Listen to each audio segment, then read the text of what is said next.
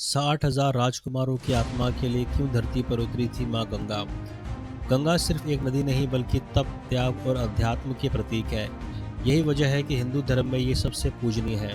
गंगा अवतरण की कथा जो आज भी पितृ शरण और मोक्ष के दर्शन के साकार करती है। आइए जानते हैं गंगा की धरती पर आने की कथा। पुरानी कथाओं के अनुसार एक समय की बात है, अयोध्या के महान राजा सागर, जिनकी 2 रानियां थीं, जब उन्होंने अश्वमेध यज्ञ आरंभ किया तब कौन जानता था कि ये यज्ञ 60,000 प्राणों का प्रश्न बन जाएगा।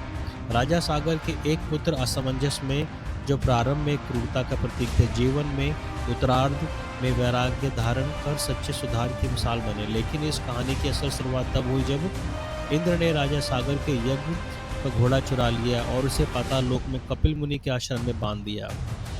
सागर के 60,000 पुत्रों ने घोड़े की खोज में धरती को खोद डाला, जिससे चारों ओर सागर बन गया, जिनका नाम आज भी सागर इन्हीं के कारण है। लेकिन जैसे ही कपिल मुनि तक पहुंचे, अज्ञानवश उन पर आक्रमण कर बैठे। मुनि की दृष्टि खुलते ही वे सभी भस्म हो गए। गंगा के बिना मोक्ष नहीं। राजा सागर के पुत्र अंशुमन ने कपिल मुनि से क्षमा मांगी और यह जानकर चौंक गया कि इन आत्माओं को तभी मोक्ष मिलेगा जब गंगा धरती से होकर पाताल में पहुंचेगी। पर गंगा को पृथ्वी पर लाना असंभव कार्य था। पीढ़ियों तक चला तप।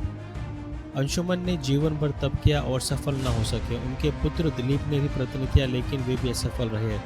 अतः भागीरथ ने ब्रह्मा की 1000 वर्षों तक तपस्या की और माँ गंगा को पृथ्वी पर लाने की अनुमति प्राप्त की। गंगा ने चेतावनी दी कि उनके वेग से धरती टूट जाएगी। तब भागीरथ ने भगवान शिव की तपस्या की और शिव ने उन्हें अपनी जटाओं में धारण करने का वचन दिया। गंगा अहंकारवश पूरी धरती को बहा ले जाने का प्रयास कर रही थी। तब शिव ने उन्हें अपनी जटा में ऐसा बांध दिया कि एक बूंद तक बाहर न निकली। भागीरथ ने पुनः वर्षों तक शिव की प्रार्थना की, तब जाकर एक धारा निकली, जिससे आज हम भगीरथी कहते हैं।